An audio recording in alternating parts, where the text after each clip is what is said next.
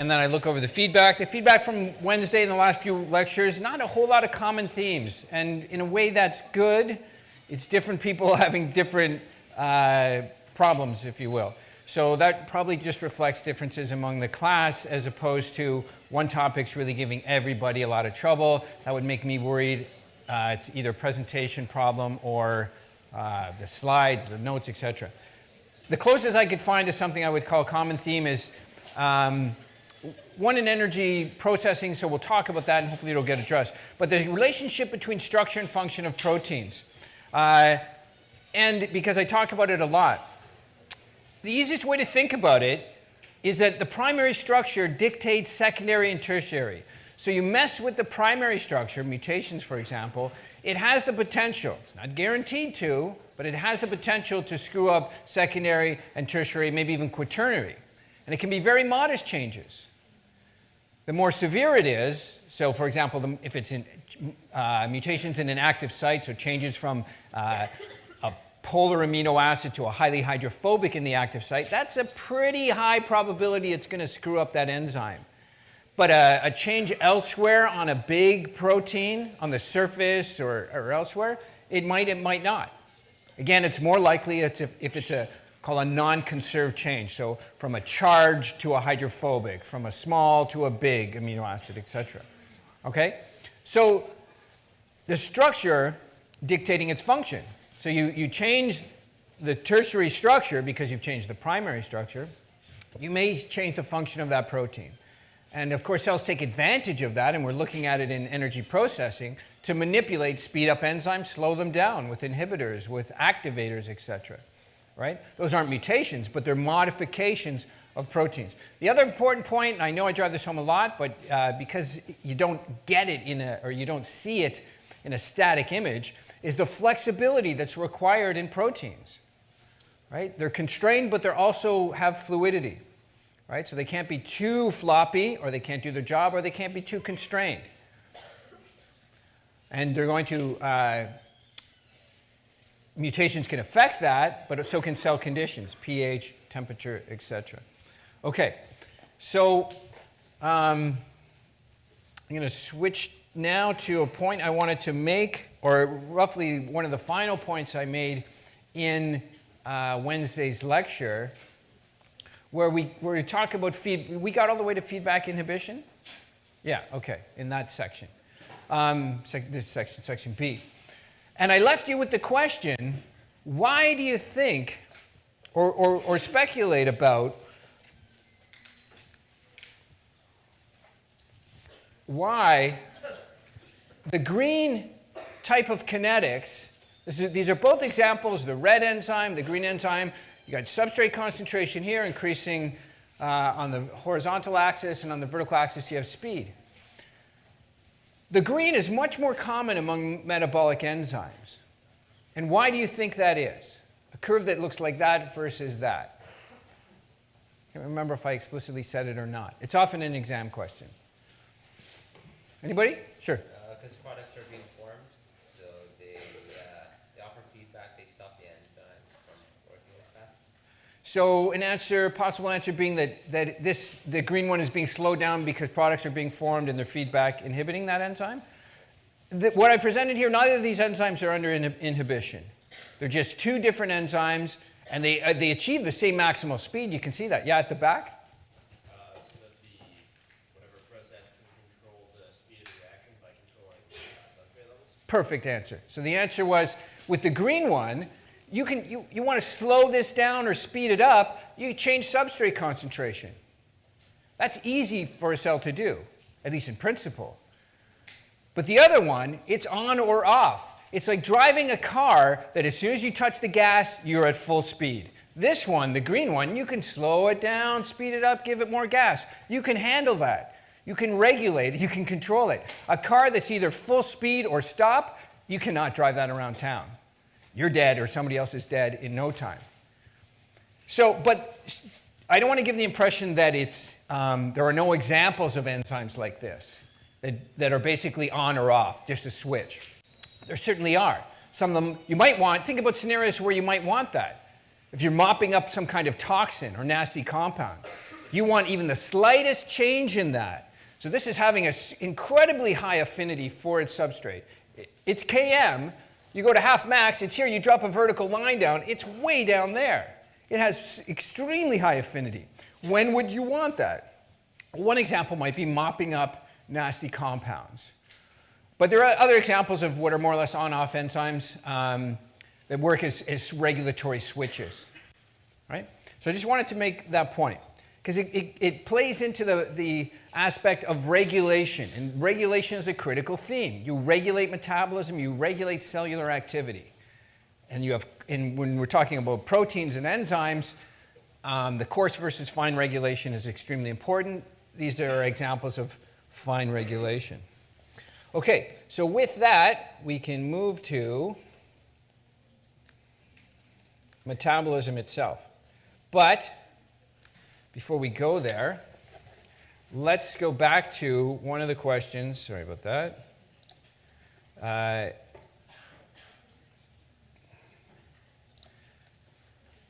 A question that's also appeared on exams. This is application or comprehension. It's not pure memorization, certainly. You have to have some of these, you have to memorize some of the terms and what they mean. Allosteric, competitive, you have to know what an enzyme is, etc.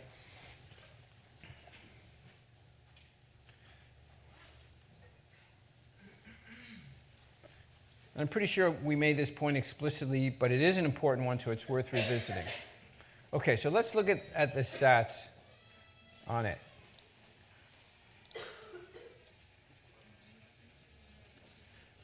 Everybody always, I'm going to put one up that's really deceptive so that lots of people pick the wrong answer and I can watch in real time them like magnetize people into their bad world.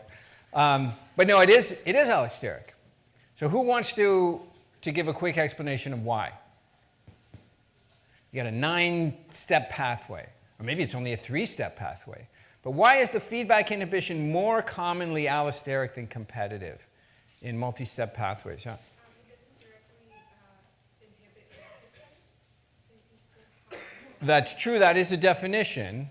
But why not use competitive? I'll let you follow if you want. You take a pass? I just You want another second? okay, so if there's a lot of high concentration, I know there's something to do with No, I'm gonna move on. Good start though. Yep. Because the enzyme for the earlier path will have a higher affinity for the sort of beginner product rather than the later, or the beginner substrate rather than You're on the right track. I'll rephrase it. I'll paraphrase your answer a little bit differently, but you got the right track. So think about it. Let's say it's glycolysis, and you start with, because that's what we're about to look at, or any pathway, even hypothetical. You start with something at the top of the pathway. It goes through a bunch of reactions. That substrate becomes a product. It's changed. It's different. And then that's now a substrate for something else, and then it becomes another product, more different. And by the time you've gone through 3, 4, 5, 6 or more reactions, the end product doesn't look very much like what you started with. How could it compete for the active site if it's a very changed molecule, which it almost inevitably is in a multi-step pathway?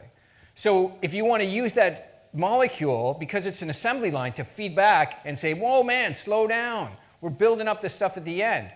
The guy at the end of the assembly line, the enzyme, can't go, hey, man, slow down up there. You have to have a physical interaction to achieve that.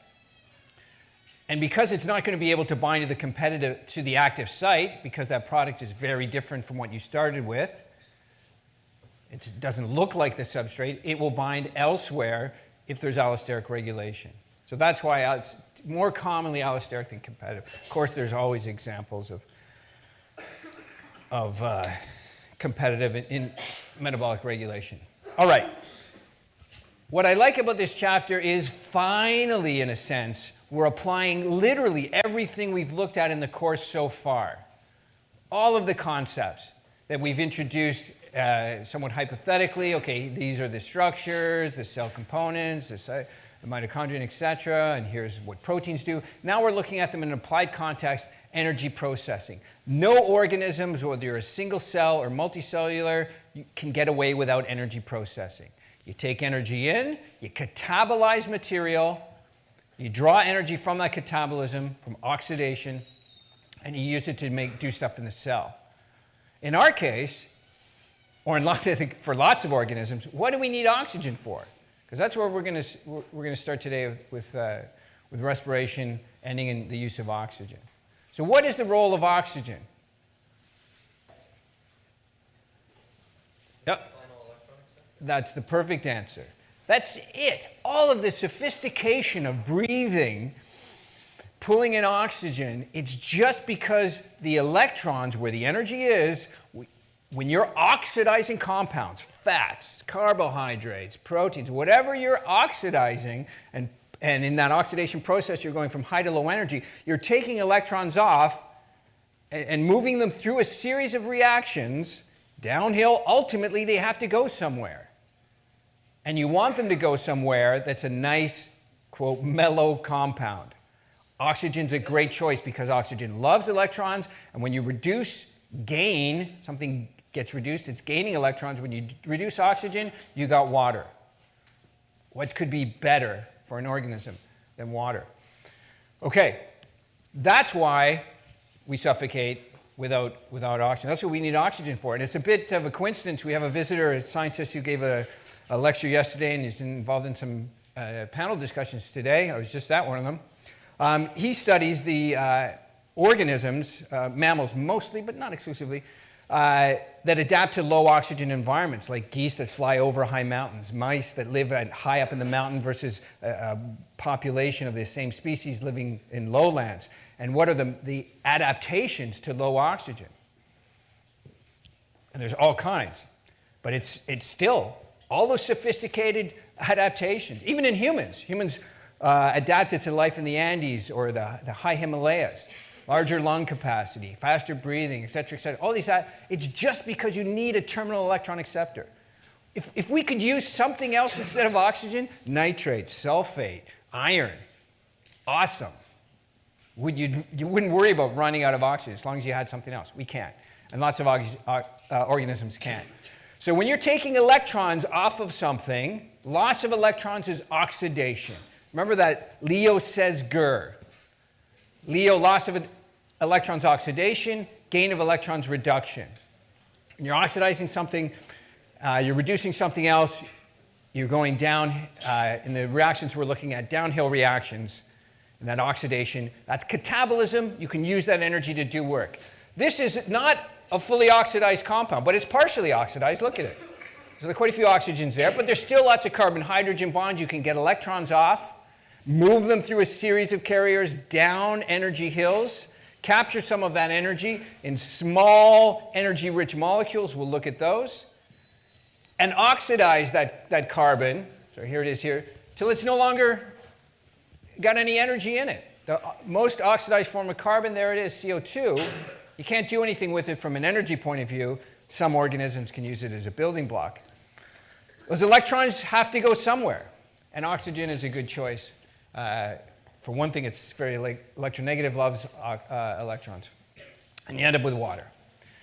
This is a fantastic diagram. I like this very much. This is the kind of diagram, I don't think, you don't need to know to draw it, but you should be able to look at that and explain it to someone else. If you can look at that and explain it in terms, just normal terms to another educated person, you understand, broadly speaking, the process of catabolism. If you oxidize hydrogen, take electrons off of hydrogen and put them onto oxygen, you get water. But it's explosive in one single step. You know that. You take some hydrogen, put a little bit of energy into it just to get over the activation barrier, a little bit of heat, a flame, boom. You can't do that in a living organism. You have to move those electrons a step at a time. Not just in the electron transport chain, but from one type of molecule to another, ultimately down energy hill to oxygen. And as you go, instead of jumping off the building all the way to the bottom, you go a few steps at a time down that energy gradient, you can capture some energy to do work. You usually capture that in the form of potential energy of bonds and compounds like ATP and electron carriers we'll look at in a second, in the next slide, like NADH and FADH2. Right? But this is a nice kind of illustration. And if you can look at the different components and say, well, here's how this relates to catabolism, you're in good shape. Okay, this looks complicated. It isn't, because you don't need to know to draw the diagrams of these kind of molecules. I just want you to understand what the purpose of them is. These are coenzymes. They're related to ATP. They have two nucleotides, dinucleotide. They go from a reduced to an oxidized form. We call them electron carriers, which is a bit of a misnomer, but it works. When they're in the reduced form, they're in a high energy state. They've gained an electron energy. They're in a higher energy state, if you will. And then they can become oxidized. They can lose that electron and go back to the lower energy oxidized state. So oxidized state, reduced state, the hydrogen electron. So you can use them. The coenzymes will come on, and these coenzymes will move on and off enzymes, receiving electrons that the enzymes are pulling off, in quotes, from substrates.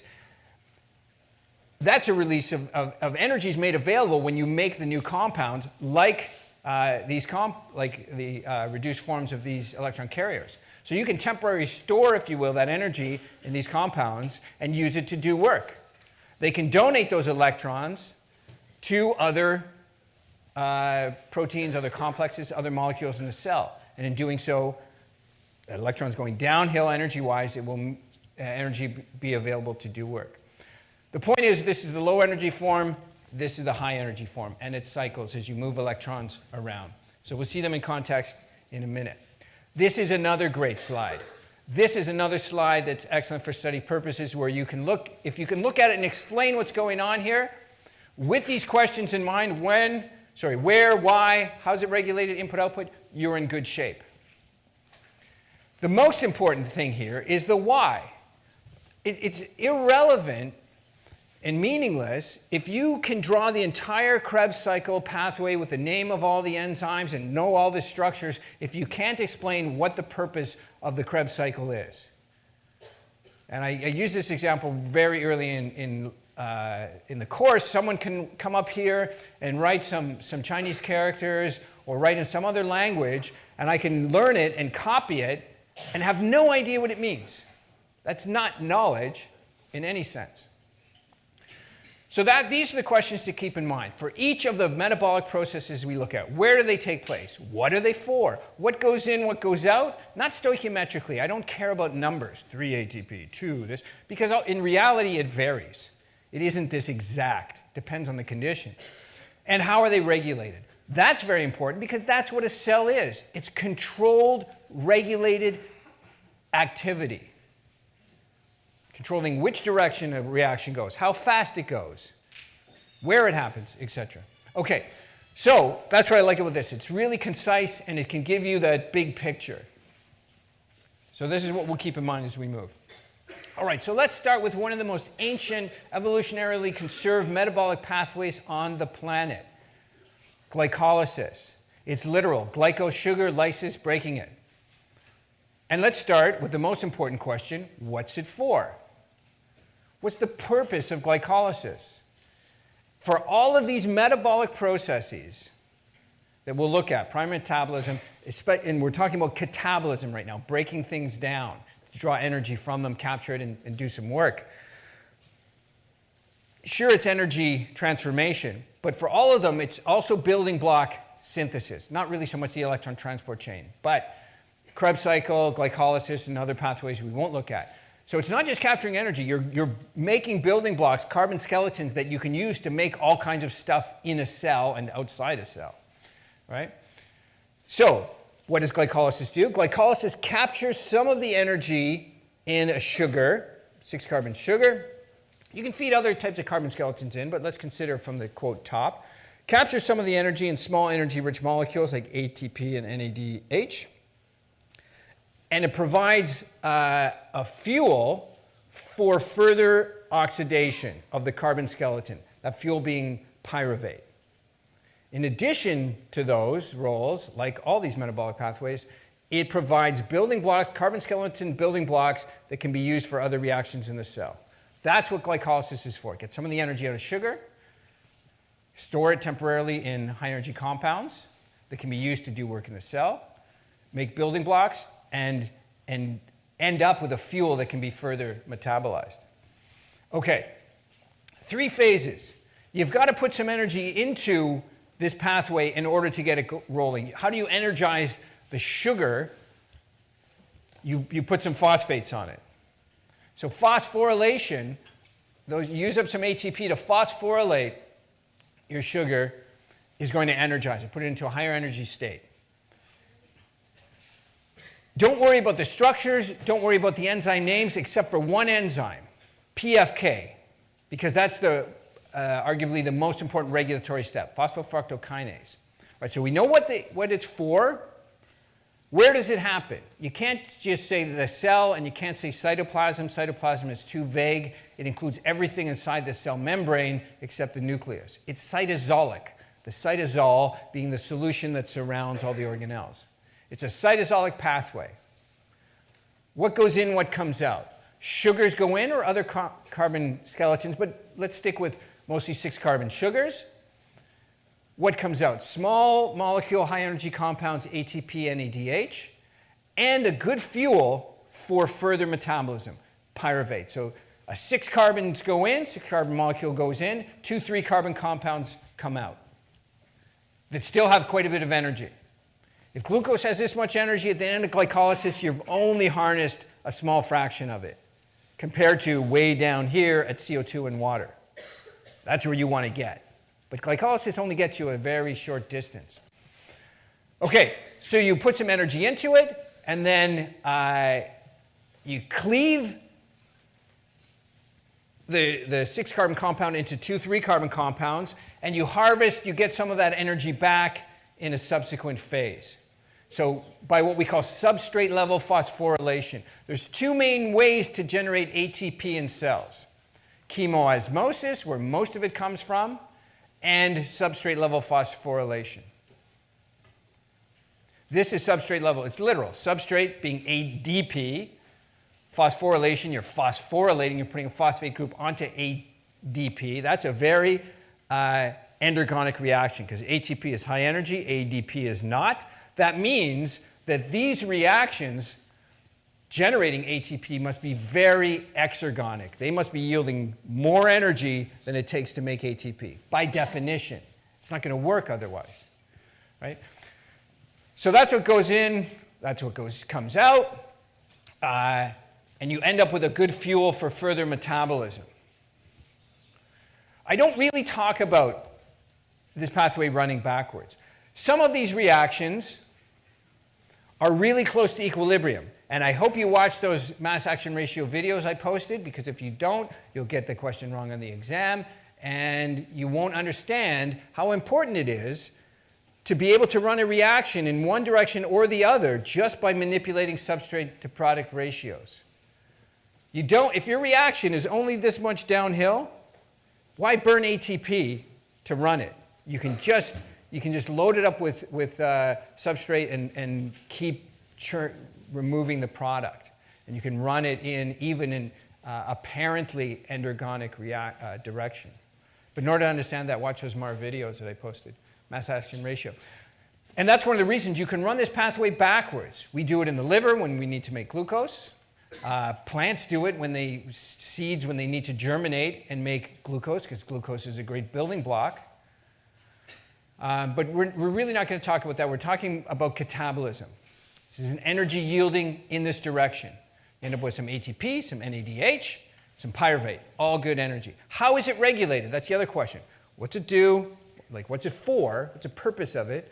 What goes in and comes out? How is it regulated? Where does it happen? It's regulated predominantly at PFK, allosterically by compounds that feed back. Here's a general rule. If you ever have to guess, here's how you'll guess correctly. If you have an energy yielding pathway, and you're asked, or you're thinking about what's going to regulate it? Well, what's going to slow it down are high energy compounds. It just makes common sense. If the cell goes, man, I got lots of high energy compounds, I don't need any more. Slow down that pathway that yields high energy compounds. It will be those high energy compounds that are feeding back to inhibit, ATP, NADH.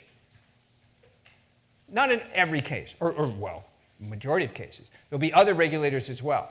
So PFK is the main regulatory enzyme there. Mostly by feedback inhibition, by high energy compounds, a compound from the next pathway. If the pathway downstream, the citric acid cycle, can't keep up with the substrate coming into it, from glycolysis, it can feed back and inhibit. The other point, and that's why it's in blue, is this is one of the few metabolite names you need to know in the course, F26BP, fructose 2,6-bisphosphate. It's a regulatory metabolite. What does that mean? It means, it's quite literal, it's not involved in the catalysis reactions or in anabolic reactions. It's simply produced by the cell or broken down by the cell as a regulator. It's detected allosterically by enzyme PFK, and if F26BP is around, it will activate PFK. If there's low amounts of it, it's not activating it. So you can control the amount of it and then control that rate-limiting step. Here's another general rule. The rate-limiting steps in pathways are not the ones near equilibrium. This is not a reaction that's anywhere near equilibrium. It's a big downhill step. Those make good regulatory steps because they can't go this way. The ball is not going back up that hill. So those tend to be what we call irreversible. Every reaction in principle is reversible, but they're irreversible under cellular conditions. And PFK is one example of that. So it's a good regulatory point. So it's mostly regulated in animals by feedback inhibition. In plants, it's a little bit different, but we'll leave that for another course. Okay, so that's the first metabolic pathway. You've generated a good fuel, but you've only got this much energy out of glucose. You end up with 2 pyruvates. There's still lots of energy in those pyruvates. How are you going to get it out? You're going to oxidize it further. So let's look at the Krebs cycle. You have to prep that pyruvate. Before you get into the actual regenerative cycle, to regenerate the carbon receiver, the carbon backbone, organic acid, for the carbon you're putting in from pyruvate, you have to prep that pyruvate. So it gets oxidized in an energy-yielding reaction by this big, sophisticated multi-subunit complex called the pyruvate dehydrogenase complex. So there's another enzyme name. So far, we've only had a handful. Pyruvate dehydrogenase complex is a very tightly regulated enzyme. It's a very important portal, entry gate into the Krebs cycle. So again, let's go through it. Krebs cycle. What's it for? Where does it happen? How is it regulated, etc.? What's it for? The purpose of the Krebs cycle, it's always 2 things in these catabolic pathways: energy and building blocks. It's to further oxidize substrate coming from glycolysis or other pathways, carbon skeletons, further oxidize those carbon skeletons, capture some of that energy in small high-energy compounds, ATP, NADH, FADH2.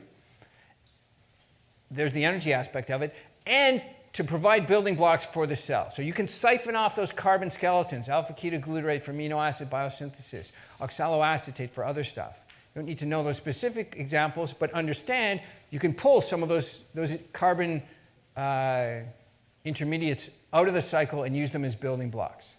You have to put some back in, but that's fine. Okay, where does it happen? It happens in the mitochondrial matrix. It's not sufficient to say mitochondrion because there's different compartments in a mitochondrion.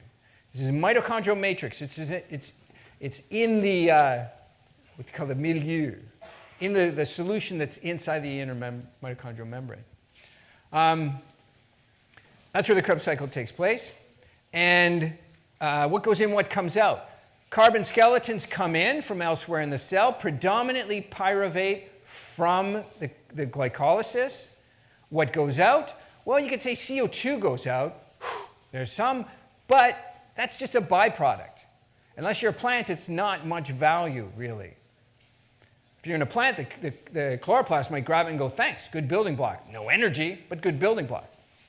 But what goes out is small, high-energy compounds, and it's a regenerative. It's a cycle. It regenerates the oxaloacetate as a receiver for the the acetyl group from pyruvate, and carbon building blocks that can be used elsewhere.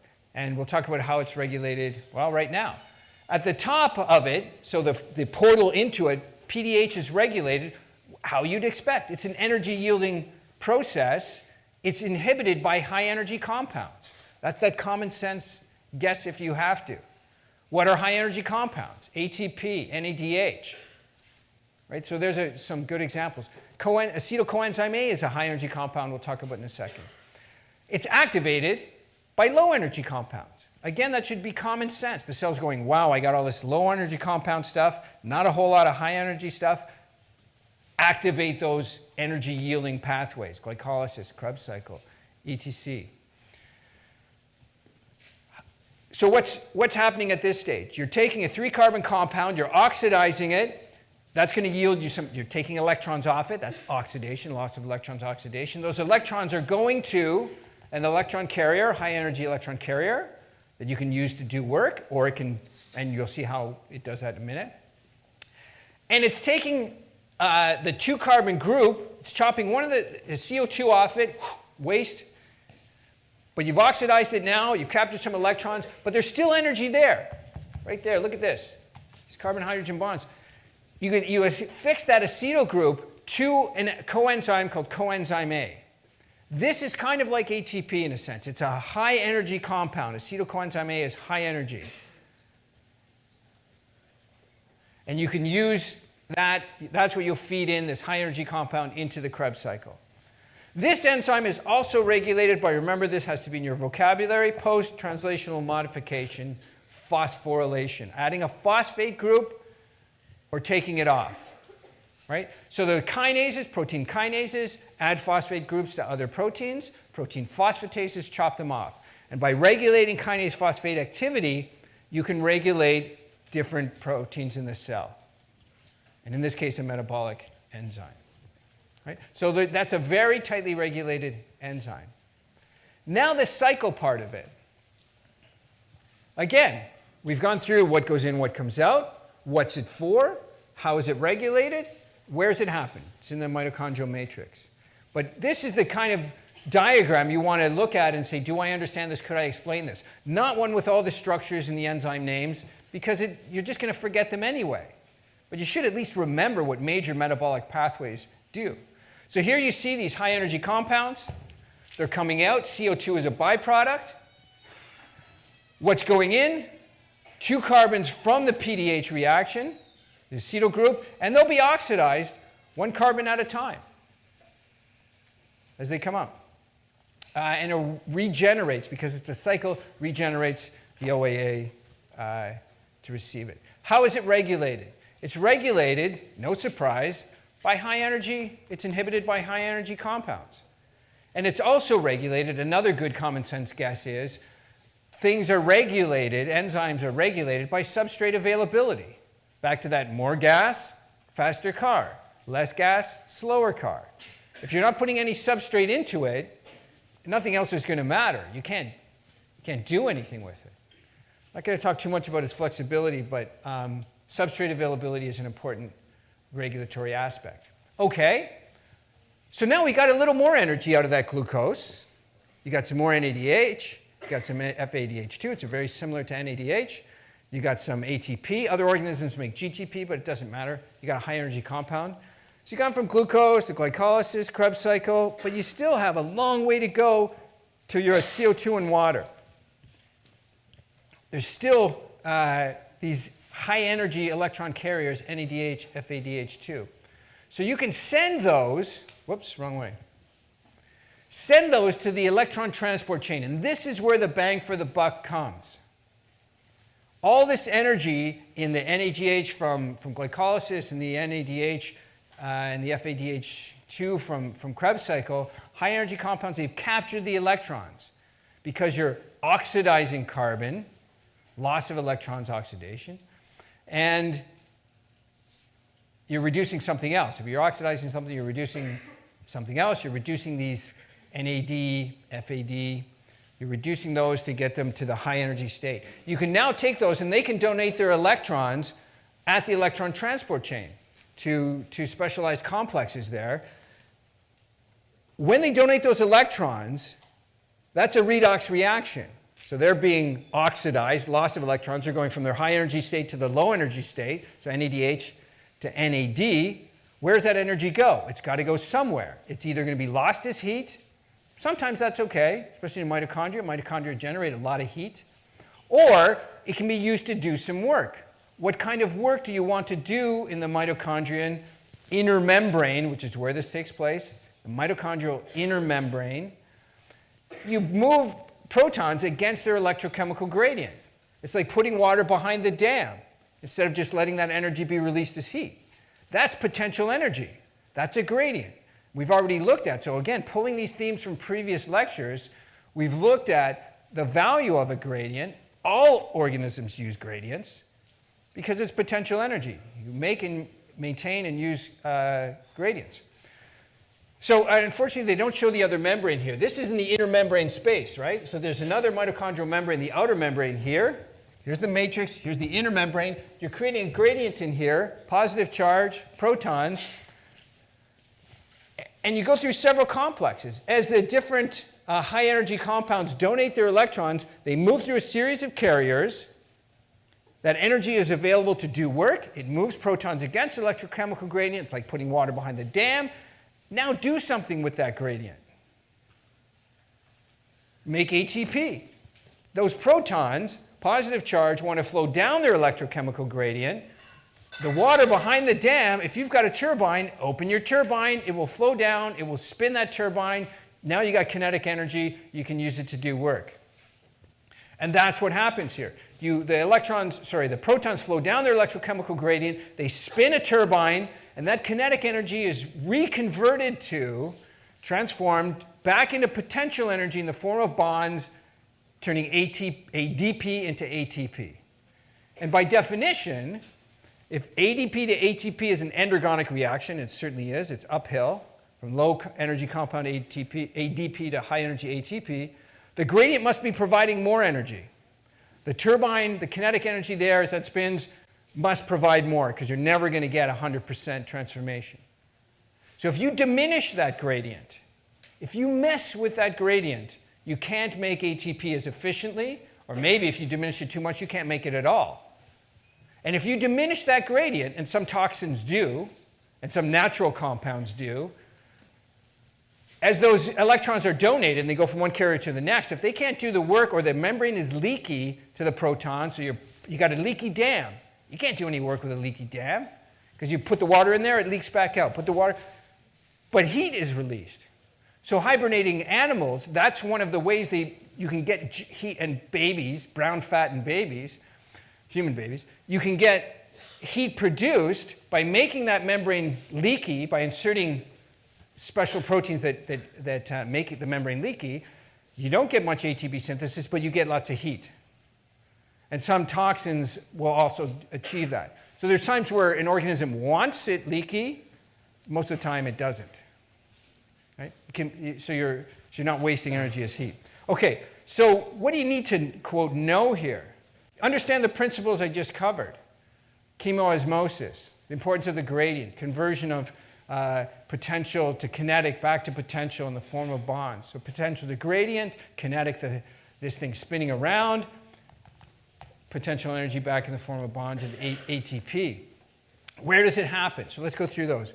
What's it for? It's to capture the energy in those high energy electron carriers, NADH, FADH2, there's others, but we'll stick with that. To capture that energy to generate electrochemical gradient, and then to capture the energy, transform the energy of that gradient back into bond energy and ATP. So for ATP synthesis. This one is not generating you building blocks. That's one distinction there. Where does it happen? Intermitochondrial membrane. How is it regulated? Predominantly by substrate availability. You don't give it any FADH2, any NADH, or anything else that's coming in as to donate an electron. It's not going to work. It needs electrons. That was the whole point in getting the sugar, was to get them to this, get the electrons off the sugar, bit at a time, eventually to this chain. But electrons have to have somewhere to go. If electrons end up in the wrong compound, that's dangerous. If they end up on the wrong type of oxygen compound, you get reactive oxygen species. They damage proteins, they damage lipids, they damage nucleic acids. So you don't want that. You want the electrons to end up on a good, happy, healthy acceptor, and that's oxygen. So those electrons go through the chain. As they go downhill in energy, they use some of that energy to do the mitochondrion uses some of that energy to do work, pump protons against the gradient, then exploit that gradient, but the electrons end up on oxygen to give you water. Oxygen gets reduced. Those compounds, NADH, FADH2, are getting oxidized, losing electrons, oxygen's gaining electrons, oxygen's getting reduced. And then you end up with metabolic water. Nice, good, useful compound. Okay, so that's the role there. Yeah, I guess those are the main points. Now, so I gave you some examples. This thing looks crazy complicated, but the point I want to make here is simple. I already gave you examples of animals using the heat, so making their membrane leaky so that the energy, instead of being used to move protons against an electrochemical gradient, is lost as heat. That heat can be useful. And mitochondria generate tons of heat. But it's kind of surprising, probably to some people, that plants can also generate heat. And there's a couple of classic examples. Some grow around here. Skunk cabbage can be like 10, 15 degrees above ambient temperature in the spring. You can see it having melted snow around it sometimes. More commonly, well, in almost all cases where plants are generating high amounts of heat from mitochondria, they do it to volatilize compounds from their flowers. Usually compounds that stink. They smell like feces or rotting meat, and they bring in pollinators like flies. How do they do it? They don't make leaky membranes. Instead, they move the electrons through a series of carriers to a different oxidase. So the cytochrome oxidase in mitochondria is the normal endpoint of electrons. Cytochrome oxidase, there's another enzyme you want to know the name of. Cytochrome oxidase is the one that puts the electrons on oxygen. Very important enzyme. It's a target of a lot of toxins. You mess with that, you can't get electrons to oxygen, you're in big trouble. But if you move, just look at this, if you move electrons through a series of carriers, none of which are moving protons, so donate your electrons, move it through carriers, and then move that oxygen onto water before it's gone through any carriers that are acting as proton pumps against the gradient, all that energy is just going to be lost as heat. You've done no work with it. It's like it's throwing the buckets into not even into a dam. You're getting the buckets of water and you're just throwing them on the ground. So the energy is being lost as heat because you haven't done any work with it in moving protons. Why would plants do that? Well, there's the main example when plants do it. Not all plants do it, but specialized examples where they want to volatilize a compound to draw pollinators from the flowers, or it can be used as an overflow energy valve. And the animal mitochondria can do the same as well. When there's too much energy around, you can waste some of it. Okay, let's make some heat. We want to keep things moving here. We want to shut everything down, but let's just waste some as heat. So it's kind of like an energy overflow valve. Okay, so this is a nice diagram that sums up the change in energy in a sense. So you've started off with these high energy compounds, and as they donate electrons and the electrons move from one carrier to the next in that chain, it's a redox reaction. Gain electron, you get reduced. You lose it, you get oxidized. So you go back to your low energy state. High energy, low energy, high energy. So the electron's never going to go back uphill. It's down to oxygen, which is happy, very electronegative. We'll pull in those electrons. Cytochrome oxidase, the important enzyme that does that. Okay, so for all of those pathways and processes, what's it for? Where does it happen? What goes in, what comes out? Don't worry about the stoichiometry, just in broad terms. And how is it regulated? For the electron transport chain, it's regulated predominantly at substrate availability. If you're not giving it substrate, the NADH, FADH2, or any other electron donors, it's not going to function. you don't give it oxygen, it's not going to function. And we'll look at how if you don't have oxygen, because we can't use any other terminal electron acceptor. Other organisms can use nitrates, sulfates, iron, almost anything that you can reduce. We can't. We're stuck with oxygen. So if you don't have oxygen, it's going to shut down. And then it's going to shut down the Krebs. And we'll look at that in the next lecture. But let's wrap up with one of the most bizarre but impressive things in nature. Peter Mitchell's elucidation of how this works got him a Nobel Prize. When scientists first started thinking about chemoosmosis, before they'd called it that, and seeing this electrochemical gradient and the coincidental synthesis of ATP, they thought there must be some kind of phosphorylating enzyme, like it was substrate level phosphorylation like in glycolysis. It turned out not to be. It's a turbine. It's a bunch of proteins. That is a bunch of proteins, protein subunits coming together in a quaternary structure, embedded in a membrane. So there's protein-lipid interaction, protein-protein interaction, conformational aspects. And when protons move through that complex, there's a central pore, it causes a spin. And that is like a turbine. That's kinetic energy. And it can be used, is enough energy provided by that spinning to drive this very, very endergonic reaction of ATP synthesis.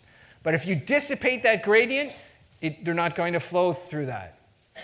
And it will, you can't make ATP. So how do we know that's what happens? Because that, at the time, and still in some ways, was a bizarre concept. Are you trying to tell me a bunch of proteins in a complex spin around like a turbine when protons flow through it? No way. It was a very controversial concept. Here's an experiment demonstrating that. First of all, they'd already done experiments to show, do I have that in the next slide? They'd already done experiments to show the gradient itself was important. You could take vesicles with the ATP synthase in the membrane, and if you took those vesicles and made them low pH on the inside and outside high pH, and supplied them with ADP, you could get ATP synthesis.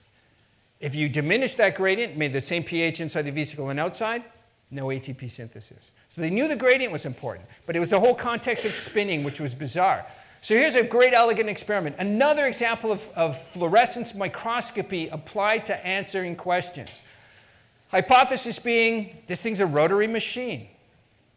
Is it a rotary machine is a question? One hypothesis, yes it is.